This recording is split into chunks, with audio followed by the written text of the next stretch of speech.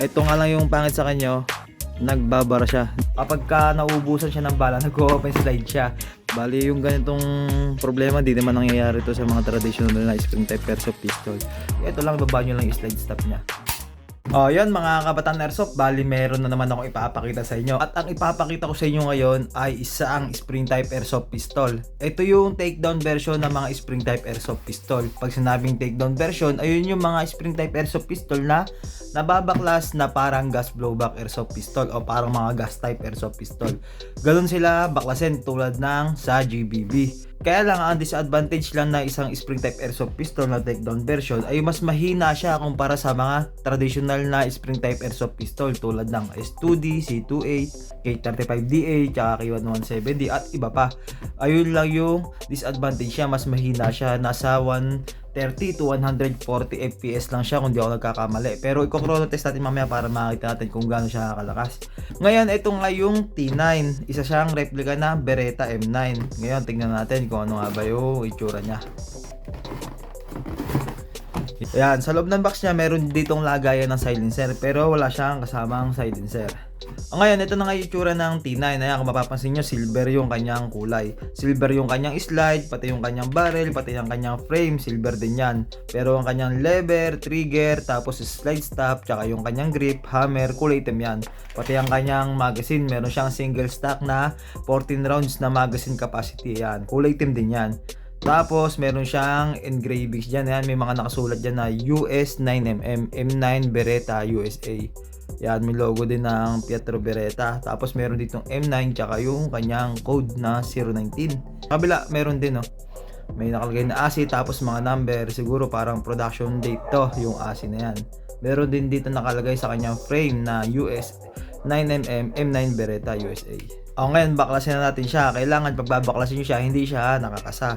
Pindutin nyo lang to yung pinakalock ng lever. Pag pinindot nyo yan, sabay baba nyo yung lever, makikita nyo maghihiwalay na yung kanyang slide tsaka yung kanyang frame.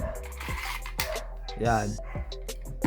Ito nga yung kanyang frame. Dito mo makikita yung kanyang recoil guide, tsaka yung recoil spring, tsaka yung barrel, tsaka yung piston nya. Dito natin makikita yan. Ngayon, dito naman natin makikita yung kanyang trigger assembly sa loob. Gawa sa bakal yan. Pati itong kanyang frame gawa rin sa bakal yan. May kabigatan nga rin yung kanyang slide. Tsaka mas makapal rin siya kumpara sa mga K1170. Para mabaklas naman natin to, tutulak mo lang to paabante yung kanyang recoil guide. Sabay itong kanyang barrel, i-slot mo lang siya ng konti pakaliwa. Yan, matatanggal mo na siya. Ganyan yung pagbabaklas sa kanya. Tapos isusunod mo na sa kanya yung kanyang barrel. Yung kanyang outer barrel nga ay gawa din sa bakal yan. Yan, bakal din. Pero yung kanyang inner barrel, gawa sa plastic yan. At saka yung pinaka half-up chamber nya, plastic na lahat yan. Ito naman yung kanyang piston. Ayan, papakita ko yung piston sa inyo. Ngayon, sa pagbabaklas naman ng piston nya, medyo i-compress mo lang yung spring nya. Pag na-compress mo na yan, tataas mo lang yan. Pag na-compress mo na siya, taas mo lang siya kasama yung kanyang piston. Matatanggal mo na yan. Yan, natanggal na natin siya.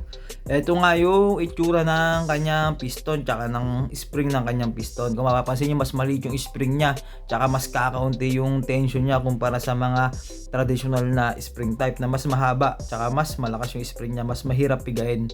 Ito mas madali siyang pigain. Tapos ito na nga yung kanyang piston. Yan, hindi siya kaparehas ng mga piston ng K1170, S2D, C2A, tsaka K35. Ngayon, itong kanyang frame, kapag binaklas natin yan, kailangan natin magtanggal ng tornilyo. Kaya hindi ko na rin maipapakita sa inyo. Ito lang naman yung makikita natin dyan, kaparehas lang halos ng parts ng K1170, yung frame ng T9 version o ng takedown version. Ngayon, ibabalik natin siya. Ayan, ibalik na natin yung kanyang piston dahil ito yung huli natin tinanggal kanina. Pigain nyo lang to yung kanyang spring. Pag napigaan nyo na yung kanyang spring, malalapat nyo na yung kanyang piston. Tapos isunod natin itong barrel nya. Tapos ito na yung kanyang recoil guide. Ito na yung susunod natin. Ito yung position nya. Bali na dito to yung pinaka parang ulo ng pako na to. Dito sa may butas ng half-up chamber nya. Yan, balik lang natin yan. Tapos igilid lang natin na ganito. Pag naigilid na natin, shoot lang natin to bandang ibabaw. Shoot lang natin yan. Yan. Matutulak na natin siya. Ayun, lapat na lapat na. Tapos slide na ulit natin siya. Yan. Pag na-slide na natin, pantayin lang natin yung kanyang slide tsaka yung frame. Tapos, itong lever niya, balik natin sa dati. Yan, makakasama siya. At ang isa pa nga sa kagandahan dito, kapag ka nauubusan siya ng bala, nag-open slide siya. Pero hindi siya automatic one cock, one shot pa rin siya. O isang ka sa isang putok. Ang kagandahan nga lang kapag ka wala ng bala, open slide na siya. Tignan niya. O yun walang laman na bala yung magazine natin, nag-open slide siya. Ngayon, kung i-release nyo na may slide niya, babalik niya sa original form niya. Ito lang, ibaba nyo lang yung slide stop niya. O diba? Parang gas blowback airsoft pistol siya. Pwede nyo siyang i-open slide. Ang bigat niya naman ay 690 grams. Walang naka-insert na bibis dyan. Pero naka-insert yung kanyang magazine. Katulad lang din siya ng K1170. Hindi rin nagkakalayo yung timbang nila. Nasa 600 pataas din yung timbang ng K1170. Kaya halos parehas lang sila ng bigat nitong T9. Ang kanyang magazine capacity naman ay 14 rounds ng magazine capacity. Kasya pa yung pang 15 sa kanya, pero hindi na natin ipipilit kasi kapag puno nga yan, hindi makakapag-load ng maayos. Katulad lang din siya ng S2D na mayroong 14 rounds na magazine capacity. Ngayon, i-chrono test na natin siya. Tingnan natin kung gaano nga ba siya kalakas. O yan mga kabataan airsoft, balik ko chrono test na natin siya. Unang butok, 124.6. Pangalawa, 123.0. Pangatlo,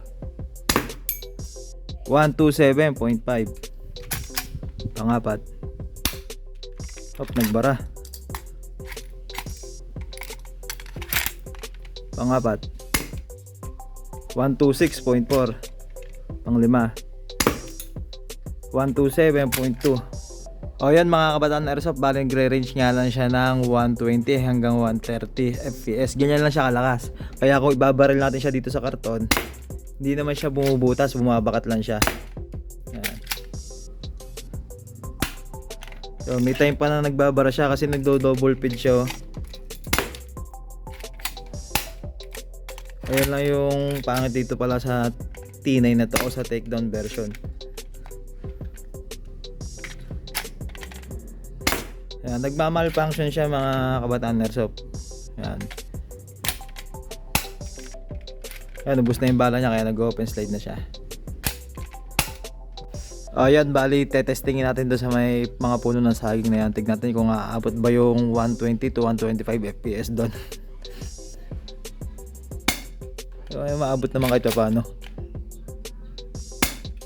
Hindi nga lang kita sa camera yung bala pero maabot naman siya.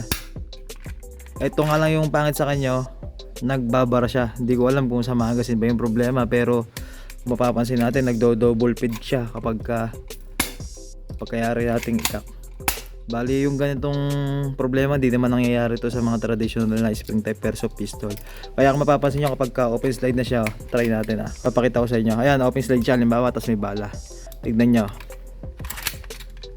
bababa ko yung kanya, nagpipid siya lahat, barado na siya, hindi rin siya umubra. Pero sa tingin ko dito lang sa magazine, ayan, nagkakalaglag na yung mga bala nyo.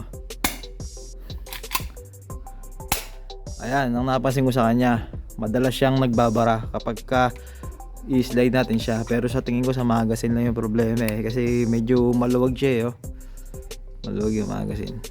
Ayan mga kabataan airsoft, ito nga yung napansin natin sa kanya sa takedown version o sa T9. May mga pagkakataon na nagdo-double feed siya kaya nagiging dahilan ng pagbabara niya. Tapos kapag naka-open slide na siya at i-insert natin ng panibagong rounds ng magazine, ayan kung makikita nyo maraming bala yung nakapila dito sa chamber niya. Nagre-release lahat sa magazine. Kaya ang nangyayari niyan kapag nirelease natin yung kanya slide stop, ayan barado na siya.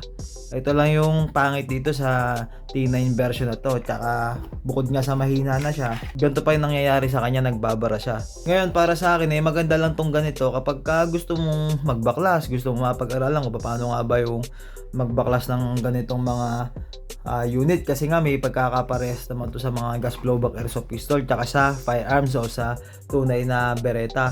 Tapos sa pagkakatanda ko rin noon, may mga naghahanap sa akin na criminology student na ganitong unit, yung takedown version, kasi nga gagamitin daw nila nila sa marksmanship subject nila kasi nga meron siya pagkakapareha sa firearms o sa tunay. Ito nga lang yung pangit sa kanya, mahina siya, tsaka nagbabara pa siya tulad niya, no? Tapos ito medyo nakabuka ng kaunti yung dulo ng magazine niya. Hindi ko lang din alam kung isa to sa dahilan kung bakit nagkakaroon siya ng double feeding o yung pagbabara. Yan, tulad yan. Ngayon, para matanggal naman natin yung bara, madali lang naman siya. Pag kinasa natin siya, yan, nagkakalaglag na yung mga bibis niya. Ganyan yung sistema niya. Tapos meron ng tira yan sa chamber na isa. Ayan. Parang tunay din siya kapag ka nag-jam. Kasan nyo lang, ikak nyo lang. Okay, nagre-release na yung kanyang bibis. O yan mga kabataan na rin, hanggang dito na lang siguro yung munting video natin. Ngayon kung trip nyo yung tingnan nyo ito, message nyo lang kung marami pa tayong available nito. Ito nga lang yung disadvantage niya, nagbabar siya. At mas mahina siya kumpara sa mga traditional na spring type airsoft pistol. Pero kung trip mo lang naman magkolekta, pag-aralan kung paano nga ba magbaklas ng slide tsaka ng ibang parts ng mga airsoft pistol o ng firearms, eh pwede sa ito yung takedown version. Paano ba yung mga kabataan na airsoft? Hanggang dito lang ang ating munting review. Salamat sa panonood nyo.